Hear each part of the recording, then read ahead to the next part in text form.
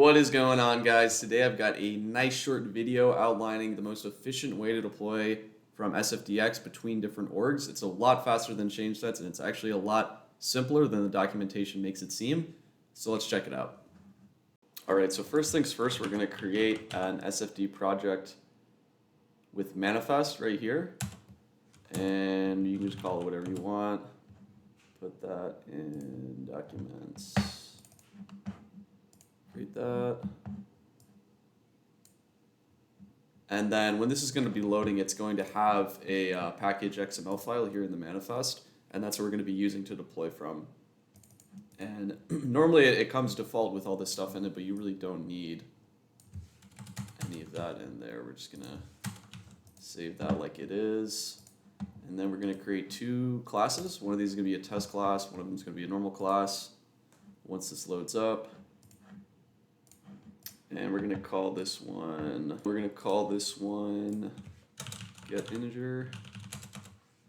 And we're just going to have one method here.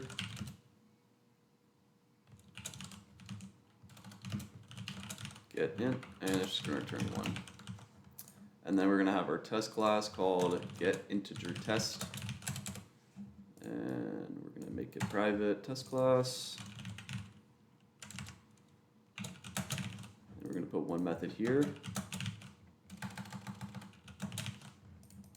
called test method.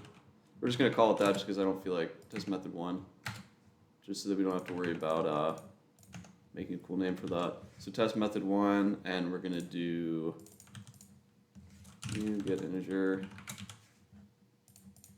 get in. And I'm just ignoring all the I'm not doing messing around with test start, test stop, test.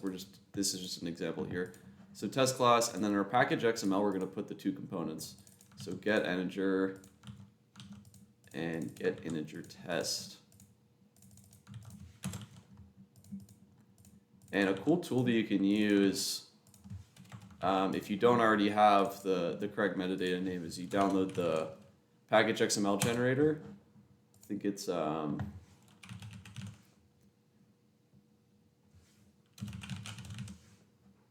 Salesforce Package XML Generator, and that's going to be really helpful because it's going to show you, you can basically do a search for any type of metadata here, like Apex classes, and then you can select which Apex class you want to pull into that package, and then it automatically makes it makes the whole XML file, which is pretty great. So we're just going to ignore that, but that's a cool thing you can use if you'd like to. And what we're going to do is terminal.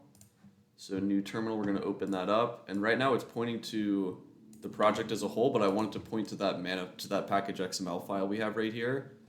And if you look in the folders right here, that's in the manifest folder. So we're going to do this, copy and paste that path. First we're going to do cd /manifest. So now this is pointing right to here. So that if we say package XML, it knows what it means. And the proper command for this is the new command. This used to be, so with the old commands, you could do the SFDX force deploy command, but it's changed recently. I'm not sure which release, but now you can do SF project deploy start, tell it to point to a manifest, and then give it the name of the manifest, which is package.xml here. And then if you want to do if you want to just validate the package, you can do dry-run here. And then we're going to tell it which test classes to run because we want to do running specified tests for this particular example. So test. So we're going to do test-level run specified tests. And this is where we're going to tell it which test classes to run. So we have get integer test here. Now I'm going to hit enter.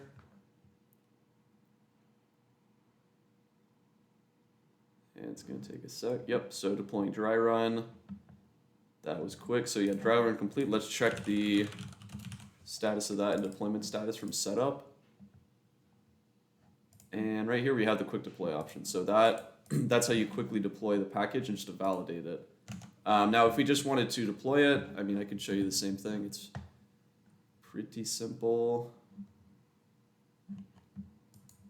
So this process, especially if you're deploying into multiple environments, is going to be a hell of a lot faster than using change sets, which the UI for that is just so much slower than this. This is very easy, especially if you have the extension here to get those the metadata files, and that makes it very easy to deploy from here. And also, you don't need to deal with setting up connections between different orgs for change sets. You can just switch the org that you're in SFDX here in VS Code, and then that'll take care of all of that for you. So it's a lot more efficient than using the out-of-the-box change sets. If you guys want to learn more, I do have the Salesforce documentation in the description there. Check that out if you like. And if you want, leave a comment on the video if you got any questions. And thank you for watching.